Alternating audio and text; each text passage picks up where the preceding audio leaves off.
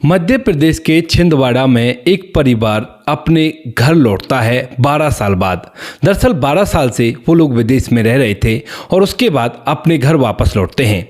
परिवार के अंदर माता पिता और 2 उनके बच्चे हैं। बड़ा लड़का है जिस लड़के का नाम होता है राकेश और छोटी लड़की है जिस लड़की का नाम होता है नेहा। दरअसल जो राकेश होता है उसकी अब शादी तय हो गई है और वो लोग यहाँ पर शादी करने के लिए आए हैं। अगर अच्छा लगा तो यहीं पर रह लेंगे, वरना दोबारा से विदेश जाने का प्लान भी उन्होंने रख रखा है। अब जैसे वो लोग यहाँ पर आते हैं तो आने के बाद जो राकेश की छोटी बहन नेहा होती है वो कहने लगती है कि भैया चलें। तो इस बात को सुनकर जो राकेश होता है वो कहता है कि ठीक है बहन चलते हैं। ऐसा कहकर दोनों बहन भाई मुस्कुराते हैं और उसके बाद वहां से गाड़ी लेकर वापस से एक जगह जाने लगते हैं। दरअसल वो लोग जा रहे थे अपने स्कूल पर, जिस स्कूल में कभी वो पहले पढ़ा करते थे आज से 12 साल पहले, और वहां पर जाकर सीधे एक दुकान पर पहुंच जाते हैं जो कि स्कूल के सामने जो रोड होता है उसको क्रॉस करके फुटपाथ पर बनी हुई थी। वहां पर जाने के बाद जैसे दोनों भाई बहन पहुंचते हैं तो अब तक तो वो बड़े ही एक्साइटेड थे, लेकिन जैसे वहां पर पहुंचते तो वहां पर दुकानदार को देखकर एकदम से उनके चेहरे की हवाइयां उड़ जाती हैं। दरअसल यहाँ पर जो पहले दुकानदार बैठा करता था वह दुकानदार नहीं है और उसे देखकर वह हैरान हो जाते हैं, क्योंकि पहले यहाँ पर एक प्रकाश अंकल नाम का व्यक्ति बैठा करता था। अब वहां पर जाकर वह उस बुजुर्ग व्यक्ति से जो कि उस दुकान को चलाया करता है उससे पूछने लगते हैं कि प्रकाश अंकल कहाँ हैं। अब इस बात को सुनकर जो बुजुर्ग व्यक्ति उस दुकान को चला रहा था वह उनकी तरफ देखता है और कहने लगता है कि बेटा कौन हो तुम और तुम्हें प्रकाश अंकल से क्या काम है। तो यहाँ पर जो दोनों भाई बहन होते हैं वो कहने लगते हैं कि बहुत लंबी कहानी है, आपको बाद में बताएंगे, आप पहले ये बताओ कि प्रकाश अंकल कहाँ है। तो इस बात को सुनकर जो बुजुर्ग व्यक्ति उस दुकान को चला रहा था वह एकदम से अपनी आंखों में आंसू भर लाता है और कहता है कि बेटा वो तो इस दुनिया को छोड़कर जा चुके हैं। इस बात को सुनकर यहाँ पर जो भाई बहन होते हैं वो हैरान हो जाते हैं और कहने लगते हैं कि क्या मतलब आपका। तो उसके बाद वह व्यक्ति कहता है कि मैं सही कह रहा हूँ, आज से लगभग 3 साल पहले वो इस दुनिया को छोड़कर चले गए थे और उसके बाद उसके जितने भी बच्चे थे वो सभी अपने अपने काम किया करते हैं और उन्होंने इस दुकान को मुझे बेच दिया है। अब मैं इस दुकान को चलाया करता हूँ पिछले 3 साल से, लेकिन आप लोग इस बात को सुनकर इतने परेशान क्यों हो गए। ऐसा वो राकेश से उसकी बहन नेहा से पूछने लगता है, क्योंकि जैसे उन्होंने सुना कि प्रकाश अंकल इस दुनिया को छोड़कर चले गए हैं तो उसके बाद उनकी आंखें में आंसू आ गए थे। इसके बाद यहाँ पर जो राकेश होता है वो कहता है कि अंकल बहुत लंबी कहानी है। तो यहाँ पर जो बुजुर्ग व्यक्ति होता है वो कहता है कि बेटा बताओ तो सही आखिर क्या बात है। तो यहाँ पर वह बताते हैं कि दरअसल उनका कुछ पैसा था हम पर और वो पैसा ही उन्हें लौटाना था।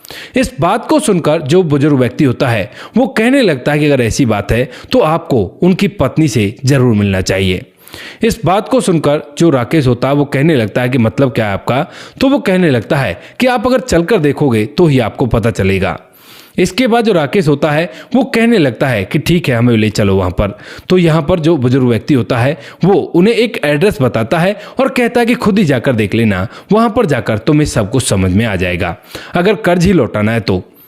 उसके बाद राकेश और उसकी बहन नेहा दोनों के दोनों को वो जो एड्रेस देता है उस एड्रेस पर राकेश और उसकी बहन नेहा निकल जाते हैं और धीरे से सफर तय करने के बाद उस एड्रेस पर पहुंच जाते हैं। वहां जाने के बाद देखते हैं कि एक पुरानी सी गरीब बस्ती के अंदर पुराना सा मकान है, जिस मकान के दरवाजे के सामने वो खड़े हो गए थे क्योंकि यही एड्रेस उस बुजुर्ग व्यक्ति ने दिया था। वहां पर आने के बाद जैसे वो दरवाजा खटखटाते हैं तो पहले तो कुछ देर तक दरवाजा खुलता ही नहीं है और वो लोग जब आवाज लगाते हैं तो तभी अंदर से एक आवाज आती है, कहती है बुजुर्ग महिला कि आ रही हूं, थोड़ा सब्र करो, चलने फिरने में थोड़ी सी तकलीफ है। इस बात को सुनकर वो लोग वहीं पर खड़े हो जाते हैं और उसके बाद जैसे दरवाजा खुलता है तो सामने एक बुजुर्ग महिला खड़ी हुई थी जो कि छड़ी के सहारे से चलकर आई थी और उसने दरवाजा खोला था। दरवाजा खोलते ही वह पूछने लगती है कि कौन हो तुम लोग और यहाँ पर क्या कर रहे हो। इस बात को सुनकर जो राकेश है वो कहने लगता है कि हम प्रकाश अंकल को जानते हैं और उसी वजह से हम यहाँ पर आए हैं। बहुत बुरा लगा उनके बारे में सुनकर, आप उनकी पत्नी हो क्या। तो उसके बाद जो महिला होती है जिसका नाम शांति होता है वो कहती है कि हाँ मैं उनकी पत्नी हूँ, अगर आप उनको जानते हो तो आओ अंदर आओ, बैठो, मैं तुम्हारे लिए चाय पानी बना देती हूँ। ऐसा कहकर दोनों भाई बहन को वो अंदर ले आती है और जैसे वो दोनों अंदर जाते हैं तो उसके बाद वह महिला उन्हें बैठने का इशारा करती है जहां पर चेयर पड़ी हुई थी और उन चेयरों पर जाकर दोनों भाई बहन बैठ तो जाते हैं, लेकिन इस घर को देखकर पूरी तरह से हैरान हो जाते हैं क्योंकि उस बुजुर्ग व्यक्ति ने उन्हें बताया था कि उनके जो बच्चे हैं वह अच्छी खासी नौकरियां किए करते हैं, लेकिन उसके बावजूद भी उनकी माँ की हालत ऐसी, क्योंकि इस घर की हालत काफ़ी अच्छी नहीं है। इस घर के अंदर जगह जगह से दीवालों से पेंट उखड़ा पड़ा है और देखने से काफ़ी ज़्यादा जर्जर हालत इसकी महसूस हो रही है। थोड़ी देर में जो शांति देवी होती हैं वह उनके लिए चाय बनाकर ले आती हैं और आकर उनके पास ही बैठ जाती हैं। तभी यहाँ पर राकेश और उसकी बहन जो नेहा होती है वो कहने लगते हैं कि आंटी जी, क्या हम आपसे कुछ पूछ सकते हैं? तो इस बात को सुनकर जो शांति देवी होती है वो कहने लगती है कि हाँ बेटा पूछो, क्या पूछना है तुम्हें। तो उसके बाद जो नेहा होती है वो कहने लगती है कि ये बताओ आपके बच्चे कहाँ रहते हैं। इस बात को सुनते ही यहाँ पर जो बूढ़ी माँ होती है उसकी आंखों में आंसू आ जाते हैं और वह फूट फूट कर रोने लगती है। तभी यहाँ पर राकेश और नेहा दोनों के दोनों अपनी चाय को छोड़कर उसे चुप कराते हैं, कहते हैं कि आंटी जी पहले तो चुप हो जाओ और हमें बताओ आखिर बात क्या है, आखिर हम भी तो आपके बच्चों की तरह ही हैं। इस बात को सुनकर जो शांति देवी होती है वो उनकी तरफ देखती है और देखते हुए कहने लगती है कि हाँ बच्चों की तरह तो हैं, लेकिन तुम्हारे लिए मैंने इतना नहीं किया जितना अपने बच्चों के लिए किया है। ऐसा कहते हुए वह फिर से उदास होती है। तभी जो नेहा है उन्हें सहारा देती है, कहती है कि चुप हो जाओ और बताओ क्या बात हुई है। यहाँ पर जो शांति देवी होती है वो बताने लगती है, कहती है कि मैंने और मेरे पति ने अपने बच्चों को लाड़ चाप से पाल पोस कर बड़ा किया और उनके लिए इतना किया जितना शायद कोई भी माता पिता अपने बच्चों के लिए नहीं कर सकता, क्योंकि मेरे 7 बेटे थे और 7 बेटों को परवरिश करने के लिए मैंने अपनी एड़ी चोटी का जोर लगा दिया। लेकिन उसके बाद भी कई कई दिन तो ऐसे निकला करते थे जिन दिनों खाना कम रह जाता था और उसी वजह से मैं अपने खाने को त्याग दिया करती, कभी तुम्हारे अंकल भी अपने खाने को त्याग दिया करते और उसके बाद भी हमने अपने बच्चे को पढ़ाया लिखाया और इस काबिल बना दिया ताकि वो समाज में सर उठाकर जी सकें। मेरे पति जिंदा थे और उन्होंने उसी दुकान के सहारे से सभी बच्चों की शादी भी करा दी और उनकी नौकरियां भी अच्छी अच्छी जगहों पर लग चुकी थी। लेकिन हमारी फूटी किस्मत, जैसे ही बच्चों की शादी होती, यानी कि जैसे पहले बच्चे की शादी हुई तो उसके बाद शादी होने के बाद वह कुछ दिनों बाद ही अपनी पत्नी को लेकर अलग रहने लगा और उसके बाद फिर दूसरे बच्चे की शादी हुई तो वो भी अपनी पत्नी को लेकर अलग रहने लगा। धीरे धीरे करके सारे बच्चे हमें छोड़कर चले गए और उसके बाद तुम्हारे अंकल इस बात से काफ़ी ज़्यादा परेशान रहते थे, सोचते थे कि बच्चों को किस लिए बड़ा किया था ताकि वो हमारे पास रहें, लेकिन यहाँ पर हम दोनों बुजुर्ग अकेले ही रह गए हैं। इस बात का गम उन्हें काफी ज्यादा होता है और इसी गम के चलते वह इस दुनिया को छोड़कर भी चले जाते हैं। अब जैसे वो इस दुनिया को छोड़कर जाते हैं तो उसके बाद वो बच्चे होते हैं वह आते हैं और आने के बाद उस दुकान को भी किसी और को बेचकर उन पैसों को भी अपने साथ ले जाते हैं। महीने का 3000 रुपये वो मेरे पास भेजा करते हैं और उन्हीं से मैं अपना गुजारा किया करती हूँ। पैसों रुपयों की तो कोई दिक्कत नहीं है, गुजारा करने में भी कोई दिक्कत नहीं है, लेकिन अपनों की कमी खला करती है। ऐसा कहकर शांति देवी फूट फूट कर रोने लगती है और रोती हुई अपनी आंखों के आंसू को पहुंचती है और कहती है कि तुम ये बताओ कि तुम मेरे पति को कैसे जानते हो। तो उसके बाद यहाँ पर जो राकेश और उसकी बहन नेहा होते हैं उनकी आंखों में भी आंसू आ गए थे ये पूरी कहानी सुनकर कि बुजुर्ग महिला ने अपने बच्चों के लिए जो किया उसके बावजूद भी उसके बच्चों ने उसे धोखा दे दिया। तो उसके बाद वो लोग भी अपनी आंखों के आंसू पहुंचते हैं और कहते हैं कि आंटी कुछ नहीं, दरअसल जहां पर आपके पति की दुकान थी ना उसी स्कूल के अंदर मैं और मेरी बहन पढ़ा करते थे। मेरे परिवार में मेरे माता पिता हैं और हम दोनों उनके बच्चे हैं। पिता यहाँ पर एक छोटी सी नौकरी किया करते थे, लेकिन उस नौकरी से अच्छी तरह से जिंदगी व्यतीत नहीं हो रही थी, तो इसीलिए वो बार बार विदेश जाने का ट्राई करते हैं और एक बार उनका वीजा भी लग जाता है। हम जब भी कभी लंच के टाइम में बाहर निकला करते थे तो उसी समय पर प्रकाश अंकल से हम लोग सामान खरीद कर खा लिया करते थे, यानी कि उनके पास मूंगफली वगैरह रहा करती थी, साथ में गज्जक वगैरह या फिर ऐसे कुछ सामान जो उस समय के हिसाब से चला करते हैं। तो उन सभी सामानों को बच्चे जब लंच में निकला करते तो काफ़ी सारे बच्चे उनसे लिया करते थे, तो हम भी ले लिया करते थे।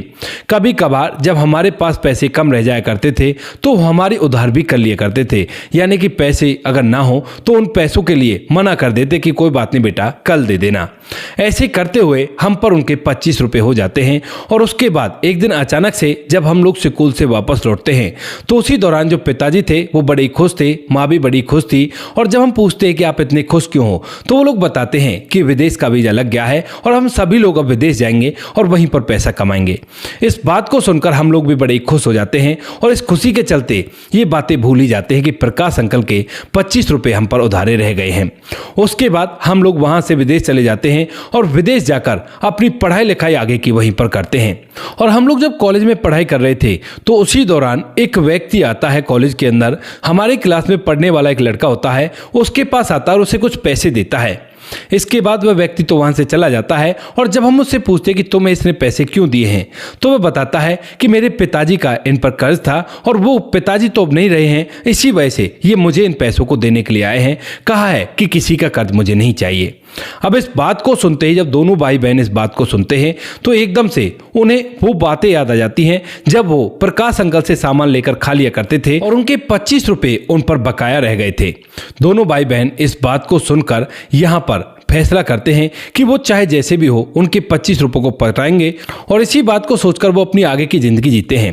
धीरे धीरे समय बीतता है, समय के साथ साथ बेटा जो होता है वह जवान हो जाता है और शादी के योग हो जाता है। वहां पर उसे काम भी ढूंढ लिया है और काम करके वह पैसे भी कमाया करता है। लेकिन जो उसका पिता होता है राकेश का, वह कहता है कि बेटे शादी यहाँ पर नहीं करेंगे, शादी अपने देश में ही करेंगे, अपने शहर में जाकर, क्योंकि यहाँ पर कोई भरोसा नहीं होता और जल्दी जल्दी से रिश्ते टूट जाया करते हैं। तो शादी तो हमारे धर्म के हिसाब से वहीं पर होगी जहां पर हम रहा करते थे। इसके बाद जैसे मेरी शादी तय हो जाती है, क्योंकि फोन से ही सारी बातें हो गई थी, लड़की भी देख ली गई थी और उसके बाद हम लोग लड़की देखने के लिए आए हैं और यहीं पर हमारी शादी होगी।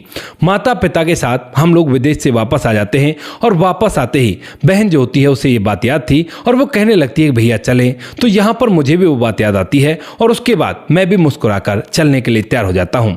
हम लोग वहां से सीधा आपकी उस दुकान पर गए जिस दुकान को कभी प्रकाश अंकल चलाया करते थे। लेकिन वहां पर एक बुजुर्ग मिले और उन्होंने बताया कि प्रकाश अंकल तो इस दुनिया को छोड़कर जा चुके हैं। लेकिन जब उन्होंने बताया कि उनकी पत्नी से मिलने की तुम्हें जरूरत है तो हम लोग हैरान तो हुए, लेकिन फिर भी उनका कर्ज चुकाने के लिए आपके पास आ गए। और जैसे ही आपके पास आकर देखा तो आपकी हालत को देखकर अब हमें बहुत ही बुरा लग रहा है। इस बात को सुनने के बाद जो शांति देवी होती है वो कहने लगती है बेटा तुम कोई बुरा लगाते हो, जब मेरे बच्चों को ही मेरी हालत को देखकर बुरा नहीं लग रहा तो तुम तो केवल 25 रुपए के कर्जदार हो, तो तुम्हें ये बुरे क्यों लगनी चाहिए बातें।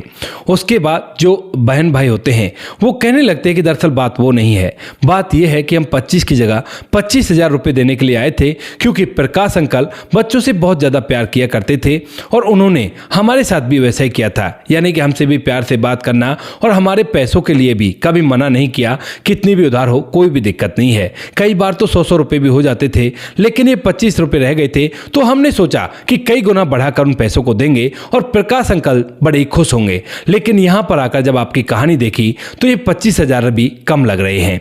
हम आपको और भी मदद देना चाहते हैं। लेकिन जो शांति देवी होती है वो मना कर देती है, कहती है कि बेटा इस बुढ़ापे में पैसों का क्या करूंगी, मुझे तो अपनों का साथ चाहिए और जब अपनों का साथ ही नहीं मिलेगा तो क्या फायदा उस पैसे का। इस बात को सुनकर दोनों बहन भाई बड़े हैरान होते हैं और थोड़ी देर तक वो सोच विचार करते हैं। सोच विचार करने के बाद वह कहते हैं कि ठीक है आंटी हम लोग चलते हैं, आप ये करो 25,000 रुपए को तो रख लो अपने पास, कभी भी मुसीबत में आपके काम आ सकते हैं। ऐसा कहकर दोनों बहन भाई वहां से तो बाहर निकल जाते हैं। लेकिन बाहर निकलने के बाद अड़ोस पड़ोस में इस बात की तहकीकात करने लगते हैं कि इनके बच्चे कहां कहां काम किया करते हैं। अब चूंकि ये 12 साल विदेश में रहकर आए थे तो इनके पास पैसा भी अच्छा खासा हो गया था और रुपए की कोई भी कमी नहीं थी। ऊपर से जो लड़का था उसने अच्छी खासी पढ़ाई की थी और इस पढ़ाई के जरिए वह विदेश से ही कुछ लोगों की मदद भी किया करता था जो कि बड़े बड़े लोग थे। तो इसी वजह से यहां पर जब उसे पता चल जाता है कि उनके बच्चे कहां कहां काम किया करते हैं तो उसके बाद वह जो राकेश होता है वह उनकी उन कंपनियों में जाता है और वहां पर जाकर उन्हें ढूंढ लेता है। ढूंढने के बाद वह उन्हें सामने से कुछ नहीं कहता कि अपनी मां की सेवा करनी चाहिए, लेकिन उनके जो कंपनी के ऑफिसर थे उनसे जाकर बातचीत करता है, जान पहचान बढ़ाता है और जान पहचान बढ़ाने के बाद उनके बारे में ये सारी बातें उन लोगों को बता देता है। अब बेटे तो अपनी मां का दुख देखकर भी अनदेखा देखा कर रहे थे। लेकिन जब सभी को ये बात पता चल जाती है कि इन्होंने अपनी माँ के साथ ऐसा किया है जिस माँ ने भूखे पेट रहकर इनको पाल पोस कर इस लायक बनाया था, तो उस माँ के साथ ये लोग ऐसा कर रहे हैं। तो उसके बाद उन लोगों को बड़ा ही गुस्सा आता है और वो लोग इन्हें नौकरी से निकालने के लिए कहने लगते हैं। लेकिन तभी जो राकेश होता है वह कहता है कि देखो, नौकरी से निकालने की जरूरत नहीं है, कुछ भी ऐसा करो जिससे इनको सबक मिल जाए। इसी वजह से जो कंपनी के मालिक होते हैं, यानी कि जो बड़े अधिकारी होते हैं, वो कहने लगते हैं कि आप ही बताओ फिर हमें क्या करना चाहिए। तो यहाँ पर जो राकेश होता है वो उन्हें कुछ प्लान बताता है और उस प्लान पर काम करने के लिए वह बताता है कि मैं आपको कॉल कर दूंगा और उसके बाद ही आपको ये कहना है। ऐसा कहकर यहाँ से जो राकेश है वह वापस चला जाता है और उसके बाद सभी जितने भी लड़के जहाँ जहाँ काम किया करते थे वहाँ पर कुछ इसी तरह की प्लानिंग करता है। चूंकि सभी नौकरियाँ किया करते थे तो बड़ी आसानी होती है इन सब चीज़ों को मैनेज करने में। और तभी एक दिन अचानक से सभी कंपनी वालों को फ़ोन करके बता देता है कि आपको क्या करना है। जैसे राकेश फ़ोन करता है तो उसके अगले ही दिन सातों के सातों भाई एकदम से अपने परिवार के साथ सीधे उस बुजुर्ग महिला के घर पहुँच जाते हैं और वहाँ पर जाकर कहने लगते हैं कि माँ जी, आपको एक दिन के लिए हमारे साथ चलना होगा, मेरी कंपनी में जरूरत है आपकी। इस बात को देखकर बुजुर्ग महिला शांति देवी बड़ी हैरान हो जाती है कि जो बच्चे कभी त्योहार पर भी उससे मिलने के लिए नहीं आया करते हैं अपनी फैमिली के साथ, तो वो एकदम से सातों के सातों एक साथ कैसे आ गए। छोटे से घर में कहीं पैर रखने की भी जगह नहीं होती है। और उसके बाद जब वो काफी ज्यादा परेशान होती है, उनसे पूछने लगती है कि अगर क्या बात है, तो वो बस एक ही रट लगाते हैं कि कल आपको हमारी कंपनी में हमारे साथ चलना होगा। सभी भाई आपस में इस बात को लेकर झगड़ा सा करने लगते हैं। लेकिन तभी शांति देवी उन्हें चुप कराती है, कहती है कि चुप हो जाओ और बात बताओ, बात क्या है। तो यहाँ पर जो सबसे छोटा वाला बेटा होता है वह कहने लगता है कि माँ देखो, बात तो मैं आपको बता दूंगा लेकिन आपको मेरे साथ ही चलना होगा। तभी यहाँ पर जो और बड़े बड़े भाई होते हैं वो कहने लगते हैं कि नहीं, हमारे साथ चलेगी माँ, हमारे साथ चलेगी, तुम्हारे साथ क्यों चलेगी। तभी यहाँ पर जो माँ होती है वो कहती है सभी को शांत करके छोटे वाले बेटे से कि बेटा तुम बताओ आखिर बात क्या है। तो यहाँ पर जो छोटे वाला बेटा होता है वह कहने लगता है कि माँ, अगर कल मैं आपको अपने साथ कंपनी ले गया तो वहां पर मुझे 50,000 रुपए मिलेंगे। इस बात को सुनने के बाद माँ पूरी तरह से हैरान हो जाती है और उसकी तरफ देखने लगती है। लेकिन यहाँ पर इस घर के अंदर और लोग भी हैरान हो गए थे। जो और 6 भाई थे उनसे भी यही कहा गया था कंपनी के अंदर कि अगर अपनी माँ को लेकर आओगे तो 50,000 रुपए मिलेंगे। इस बात को सुनकर वो सभी एक दूसरे की तरफ देखने लगते हैं और तभी यहाँ पर एंट्री होती है राकेश और उसकी बहन नेहा की। यहाँ पर जब वो लोग सभी एक दूसरे को इस तरह से देख रहे थे तो वो लोग आकर कहते हैं कि ये इसलिए नहीं था कि तुम लोग 50,000 रुपए कमा सको, ये केवल इस माँ के लिए है जिस माँ को छोड़कर तुम लोग ऐसा चले गए। यहाँ पर जब वो पूछते हैं कि तुम कौन हो, तो जो राकेश होता है वो पूरी कहानी उन लोगों के सामने बयां करता है और कहता है कि तुम सबकी कंपनियों में मैंने ये बात कहलवाई है कि अगर माँ को लेकर आते हो तो तुम्हें 50,000 रुपए मिलेंगे। लेकिन ऐसा वैसा कुछ भी नहीं होगा, मैं तो केवल तुम लोगों को इकट्ठा करना चाहता था ताकि तुम्हें तुम्हारी माँ की हकीकत बता सकूं। यहाँ पर वो कहने लगते हैं कि तुम क्या बताओगे, हमें माँ ने पाल पोस कर बड़ा किया है तो हमें उनके बारे में तुमसे ज्यादा पता है। लेकिन तभी यहाँ पर जो राकेश होता है वह कहता है कि नहीं पता है, अगर पता होता तो अपनी माँ को ऐसे छोड़कर नहीं जाते। वो कहने लगते हैं कि मतलब क्या है तुम्हारा, कहना क्या चाहते हो। यहाँ पर शांति देवी उसे रोकती भी है, लेकिन वो कहता है कि नहीं माँ जी, आप मुझे बता लेने दो, अगर इनको पता चल जाएगा और उसके बाद भी जाते हैं तो आपकी जिंदगी भर का खर्चा मैं उठाऊंगा और आपको अपने साथ मैं रखूंगा, ये मैं आपसे वादा करता हूँ। शांति देवी की आंखों में आंसू आ जाते हैं और राकेश पूरी बात बयां कर देता है। और जब ये सभी बातें बच्चों को और बच्चों के सामने आती हैं तो वो लोग एकदम से खामोश खड़े हो जाते हैं। अब बच्चे तो कुछ बोल नहीं पाते हैं, लेकिन जो उनके बच्चे थे वो कहने लगते हैं कि पिताजी सच में आपने दादी के साथ ऐसा किया है। तो यहाँ पर उन पर कुछ जवाब नहीं बन पाता है और उसके बाद सभी लोग एकदम से हाथ जोड़कर अपनी माँ से माफी मांगने लगते हैं। सोचते हैं कि बच्चों के सामने ये बात आ गई है और अगर ये बात इसी तरह से रही आई तो बच्चे भी हमारे साथ ऐसा करने में बिल्कुल भी नहीं सोचेंगे। वो लोग रो रो कर उससे माफी मांगते और कहते हैं कि माँ आप चिंता मत करो, हम लोग आपके पास ही रहेंगे और हम लोग बारी बारी आपके पास रहेंगे, यानी कि 3 महीने एक जना रहेगा, 3 महीने फिर दूसरा जना रहेगा और इस तरह से हम लोग आपके पास समय बिताया करेंगे और आपको आज के बाद किसी भी प्रॉब्लम का सामना नहीं करना पड़ेगा। यहाँ पर जो राकेश होता है यह बात देखकर उसकी आंखों में आंसू तो आ गए थे, लेकिन तभी सातों के सातों भाई राकेश के सामने हाथ जोड़कर उनसे कहते कि भाई आज आपकी वजह से हमारी आंखें खुल गई, वरना हम लोग अनजाने में एक इतना बड़ा पाप कर रहे थे। इसी तरह से हम अपने बच्चों बच्चों को पाला पोसा करते हैं, किसी चीज़ की कमी होती है तो हम अपनी चीज़ में कटौती कर देते हैं, लेकिन बच्चों के लिए कोई भी कॉम्प्रोमाइज़ नहीं किया करते हैं। ऐसे ही मेरे माता पिता ने हमें पाला होगा और हम बहुत गलत कर रहे थे। आपका बहुत बहुत धन्यवाद, वरना हम लोगों से पाप हो जाता। इसके बाद आज तक भी वो जो माँ है वो अपने बच्चों के साथ रहा करती है और कोई भी कैसी भी दिक्कत नहीं है। तो दोस्तों ये थी आज की कहानी। आप क्या कहना चाहते हो इस कहानी के बारे में? आपकी जो भी राय कमेंट सेक्शन में लिख सकते हो, लोगों के साथ शेयर कर सकते हो। वीडियो अगर अच्छी लगी हो तो वीडियो को लाइक और चैनल को सब्सक्राइब जरूर करें, ताकि हमें थोड़ा सा हौसला मिल सके आप लोगों के लिए ऐसी अच्छे वीडियो बनाने के लिए। इन कहानियों को सुनाने का उद्देश्य किसी को परेशान करना बिल्कुल भी नहीं है। ये कहानी आपको इसलिए सुनाई जाती है ताकि आप लोग इन कहानियों में से कुछ ना कुछ सीख सको और अपने जीवन में उस चीज को अप्लाई कर सको। मिलते हैं किसी नेक्स्ट वीडियो नए टॉपिक के साथ, तब तक के लिए जय हिंद, जय भारत, जय हिंदुस्तान।